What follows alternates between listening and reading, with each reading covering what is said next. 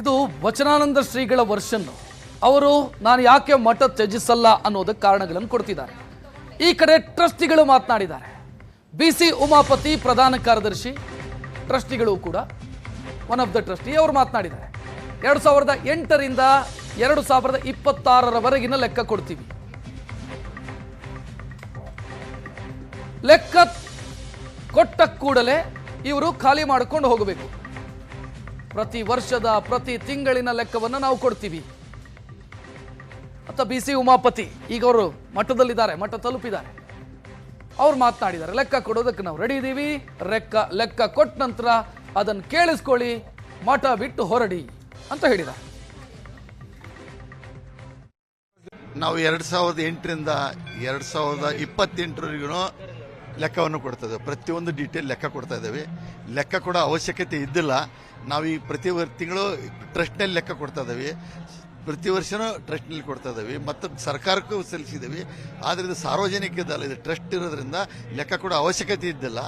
ಆದ್ರೂ ಇವು ಏನು ಒಂದು ಡೈವರ್ಟ್ ಮಾಡೋಕ್ಕೋಸ್ಕರ ಇದನ್ನು ಲೆಕ್ಕಧಿಕಾರ ಅಂತ ಏನು ಮಾಡಿದ್ರಲ್ಲ, ಅದಕ್ಕೋಸ್ಕರ ಇಡೀ ರಾಜ್ಯ ಕಾರ್ಯಕಾರಿ ಸಮಿತಿ ಕರೆದು ಅವ್ರ ಮುಂದೂ ಲೆಕ್ಕ ಕೊಟ್ಟವಿ. ಮತ್ತೆ ಏನು ಅಧ್ಯಕ್ಷರಂತ ಇದ್ರಲ್ಲ, ಇದೇ 11ನೇ ತಾರೀಕು ಇದೇ ಮಠದಲ್ಲೇ ಕುತ್ಕೊಂಡು 5 ಗಂಟೆನೇ ಲೆಕ್ಕ ಕೊಟ್ಟಿದ್ದೀವಿ.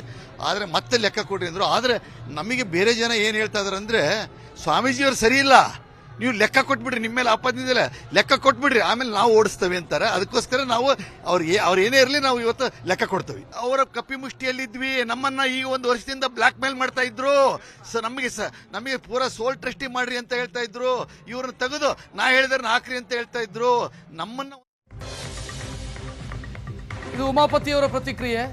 ಇನ್ನು ಶಾಂತವಾಗಿದ್ದ ಸಮಾಜವನ್ನ ಇಬ್ಬಾಗ ಮಾಡಿದಂತ ನೋವಿದೆ.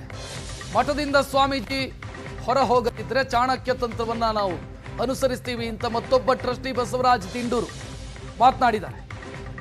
ಸಮಾಜ ಇಬ್ಬಾಗ ಆಗಿರೋದು ನೋವು ತಂದಿದೆ ನಮಗೆ.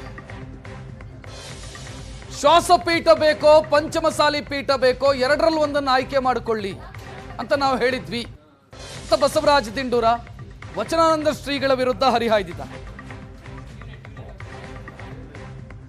ಲೋಕರುಚಿ ಭಿನ್ನ ಅವ್ರ ಬಗ್ಗೆ ಅಪಾರವಾದ ಗೌರವ ಇದೆ. ಒಂದು ನೋವು ಏನಂತಂದ್ರೆ, ಶಾಂತವಾಗಿದ್ದ ಸಮಾಜವನ್ನ ವಿಭಾಗ ಮಾಡಿದ್ರಲ್ಲ, ಆ ನೋವು ನಮಗೆ ಕಾಡ್ತಾ ಇದೆ. ನನಗೆ ಅಷ್ಟೇ ಇಲ್ಲ, ರಾಜ್ಯದಲ್ಲಿ ಇರ್ತಕ್ಕಂಥ 1 ಕೋಟಿಗೂ ಅಧಿಕ ಜನಸಂಖ್ಯೆಗೆ ಈ ನೋವು ಕಾಡ್ತಾ ಇದೆ. ನಾವು ಕೇಳಿದ್ದು ಒಂದೇ ಅವರಿಗೆ, ನಿಮ್ಮ ತೆಗಿತೀವಿ ಅಂತ ಹೇಳಿಲ್ಲ, ಶ್ವಾಸಪೀಠ ಬೇಕೋ ಅಥವಾ ಪಂಚಮಸಾಲಿ ಪೀಠ ಬೇಕು ಅಂತ ತಿಳ್ಕೊಂಡು ಎರಡರಿಂದ ಆಯ್ಕೆ ಮಾಡಿಕೊಂಡಿದ್ರೆ ಸಮಸ್ಯೆ ಇರ್ತಿದ್ದೆ ಇಲ್ಲ. ಇನ್ನೊಂದು ಮುಖ್ಯವಾಗಿ, ನಿನ್ನೆ ಲೆಕ್ಕ ಸಮಿತಿಯ ಹೋರಾಟ ಸಮಿತಿ ಅಧ್ಯಕ್ಷರು ಪರಮೇಶ್ವರ ಗೌಡರು ಹೇಳಿದ್ದಾರೆ, ಈ ಲೆಕ್ಕ ಏನು ಕೊಡ್ತೀರಿ ಇದು ಮುಂದೂಡ್ರಿ, ಹೀಗೆ ಬೇಡ. ಒಳ್ಳೆಯ ಸಲಹೆ ಇರಲಿ, ನಾವು ಇವತ್ತು ಪ್ರೆಸೆಂಟ್ ಮಾಡ್ತೀವಿ ಲೆಕ್ಕನ. ಅವ್ರಿಗೊಂದು ವಿನಂತಿ ಮಾಡ್ತೀನಿ, ಎಲ್ಲ